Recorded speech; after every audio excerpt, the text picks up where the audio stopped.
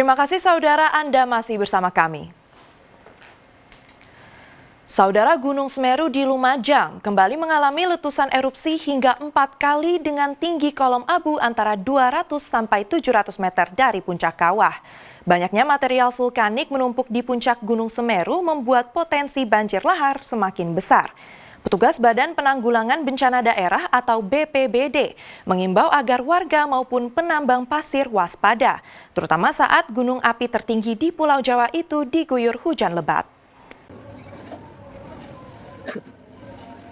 Aktivitas vulkanik Gunung Semeru kembali mengalami letusan erupsi dengan tinggi kolom abu antara 200 sampai 700 meter dari puncak kawah. Selain pengamatan visual, petugas juga merekam sejumlah aktivitas vulkanik gunung tertinggi di Pulau Jawa tersebut di seismograf dengan jumlah gempa letusan erupsi sebanyak 100 kali, gempa guguran 6 kali, gempa hembusan 3 kali, gempa tremor, harmonik dan vulkanik dalam 1 kali, dan gempa tektonik jauh sebanyak 4 kali.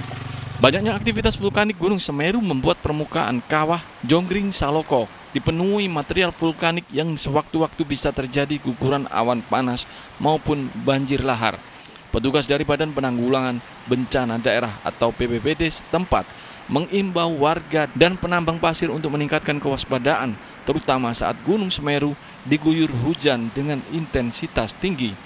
Yang kita khawatirkan material yang menumpuk di bibir kawah itu, kemudian ada hujan dengan intensitas lebat, durasinya lama, kemudian turun bersamaan dengan banjir membawa material yang jumlahnya sangat banyak, yang itu menjadi banjir lahar, itu yang kita waspadai. Nah, untuk itu masyarakat tetap kita himbau untuk selalu update informasi terkait dengan aktivitas Gunung Semeru.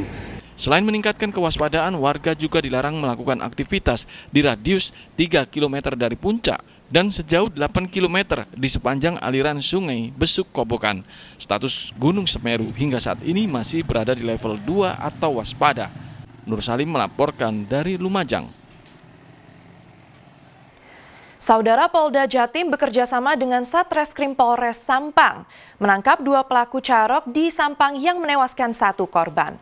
1 pelaku sebelumnya sudah ditangkap terlebih dahulu dan dibawa ke Polda Jatim, sehingga total pelaku yang sudah ditangkap polisi 3 orang. Anggota Reskrim Polres Sampang bersama Polda Jatim Senin malam kembali menangkap 2 pelaku penganiayaan dengan senjata tajam atau carok di Sampang. Sebelumnya, polisi sudah menangkap seorang tersangka berinisial FS dan langsung digelandang ke Polda Jatim, sehingga total pelaku yang sudah ditangkap polisi yakni 3 orang. Polisi masih terus melakukan pendalaman dan memburu pelaku carok lainnya. Terkait dengan peran dari 2 orang tersebut masih dalam pendalaman dan itu bukan kewenangan kami jadi Siuma Polres Sampang, tapi sudah dilimpahkan untuk perkaranya ke Direskrim Polda Jatim. Jadi kewenangan dari Polda. Itu ditangkap memang di daerah utara ya? Kalau dari sisi video yang beredar memang iya diamankan dan sempat dibawa ke Polsek Ketapang. Namun terkait sama peristiwa ataupun kronologis penangkapannya kami juga tidak bisa mengomentari karena bukan ranah kami untuk mengomentari. Minggu siang, carok massal akibat selisih paham antar pendukung pasangan calon bupati dan wakil bupati Sampang terjadi di Kecamatan Ketapang. Tarung berdarah tersebut menewaskan seorang korban. Salina Wali melaporkan dari Bangkalan. Saudara, 2 pencuri motor terkapar setelah kaki keduanya ditembak anggota Buser Satreskrim Polsek Sukolilo, Surabaya. Pelaku terpaksa ditembak karena melawan dengan menabrak anggota polisi saat dihentikan.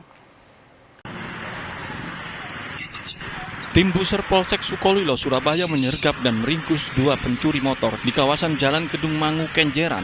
Kedua pelaku bernama Dedi, usia 41 tahun asal Sampang, dan Fuad, usia 31 tahun warga Jalan Sencaki, Surabaya.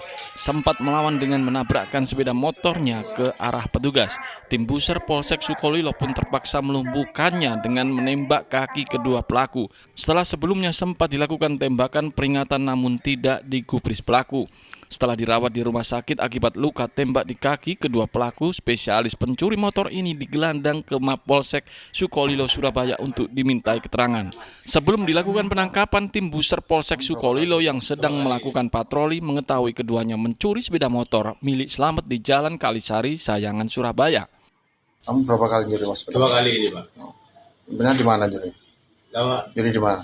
di Ambungan sama di Bumbung, Pak. Yang pertama kamu jual laku berapa? 1.500. Berapa itu? 1.500.000. Ya, Dijual kemana?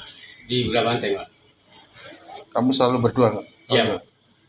Kamu tugasmu apa bagiannya? Saya yang bagian itu, Pak. Putih, Pak. Anggota kami ditabrak ya. Dicegat sama anggota ditabrak, tapi motor anggota kami mengalami kerusakan karena pelaku berusaha untuk melarikan diri. Anggota kami pun tidak mau kehilangan tersangka ya. Akhirnya dilakukan tindakan tegas terukur. Dari tangan kedua tersangka, polisi menyita kunci letter T dan 2 unit sepeda motor sebagai barang bukti untuk kepentingan penyelidikan dan pengembangan kasus. Kedua tersangka yang terancam hukuman lebih dari 5 tahun penjara ini masih diperiksa intensif di Mapolsek Sukolilo, Surabaya. Dari Surabaya, Ari Purwanto melaporkan. Saudara, sebuah minibus terperosok ke areal sawah di Kecamatan Gambiran, Banyuwangi. Beruntung 8 penumpang minibus rombongan jemaah pengajian ini selamat. Mobil terperosok karena sang sopir salah injak pedal gas. Warga desa Wringin Rejo, Kecamatan Gambiran, Banyuwangi ini dikejutkan adanya minibus terperosok ke areal persawahan. Awalnya mobil yang berpenumpang 8 orang rombongan jemaah pengajian ini mengalami mogok di jalan raya dekat areal sawah pada Senin dini hari. Beberapa penumpang pun turun untuk mendorong mobil. Naas saat mesin mobil berhasil dinyalakan, sang sopir salah menginjak pedal gas. Sehingga mobil yang awalnya berada di jalan beraspal ini melaju tak terkendali hingga terperosok ke areal sawah. Beruntung kecelakaan tunggal ini tak sampai menimbulkan korban jiwa. Itu kira-kira gasnya itu terlalu keras. Dipikir itu kan gini mas, kira-kira rem itu gas itu dipikir remnya kan jadinya kan diinjak terlalu keras ya gitu loh. Kan ya namanya orang lupa, bagaimana dah, kita kan tidak bisa menyalahkan gitu. Gitu jadinya kan. Tapi nggak ada yang terluka Pak ya dalam kejadian? Ya cuma luka-lukanya luka biasa aja, ringan gitu. Minibus akhirnya dapat dievakuasi dengan bantuan warga sekitar pada Senin pagi dengan cara minibus didorong dan ditarik dengan tali hingga kembali naik ke jalan aspal. Taufik Ferdiansyah melaporkan dari Banyuwangi. Saudara, seorang kakek di Kabupaten Tuban menganiaya tetangganya dengan sebilah parang hingga korban menderita luka serius di kepala. Peristiwa itu dipicu kekesalan pelaku terhadap korban yang kerap mencuri pohon pisang miliknya. Seorang kakek di Kabupaten Tuban nekat menganiaya tetangganya menggunakan senjata tajam hingga menderita luka serius di kepala. Pelaku ST usia 73 tahun, warga desa Kecamatan Plumpang, Kabupaten Tuban, merasa kesal karena pohon pisang miliknya kerap hilang dicuri. Peristiwa bermula saat korban berinisial M usia 69 tahun sedang di kebun pelaku untuk mengambil pohon pisang. Karena merasa jengkel pisang miliknya sering dicuri, ST dengan emosi langsung menganiaya korban menggunakan parang. Akibatnya korban menderita luka serius di bagian kepala dan segera dilarikan ke rumah sakit. Usai melakukan aksinya, pelaku langsung ditangkap polisi di rumahnya. Korban ini diketahui oleh tersangka atau pelaku bahwa sering mengambil pohon pisang dari milik pelaku. Kemudian pada saat hari kejadian bahwa pelaku mendapati korban sedang mengambil pohon pisang tersebut, sehingga daripada itu pelaku langsung melakukan pembacokan kepada korban sebanyak 2 kali. Kini pelaku hanya bisa menyesali perbuatannya dan mendekam di dalam jeruji besi Polres Tuban. Pelaku diancam dengan pasal 351 ayat 1 KUHP tentang tindak pidana penganiayaan dengan ancaman hukuman paling lama 2 tahun penjara, sedangkan korban masih dalam tahap pemulihan di Rumah Sakit Umum Erkusma Tuban. Sapari Ranuwijaya melaporkan dari Tuban. Saudara, harga bumbu dapur dan sayur Selasa pagi di pasar tradisional di kota Surabaya naik. Kenaikan harga paling menonjol terjadi pada bawang putih yang tembus Rp50.000 per kilogram. Kenaikan harga ini sudah terjadi sejak sebulan lalu, diduga faktor cuaca dan jelang Natal serta Tahun Baru. Di pasar tradisional Duku Kupang, Surabaya, harga bumbu dapur dan sayuran naik secara bertahap sejak sebulan terakhir.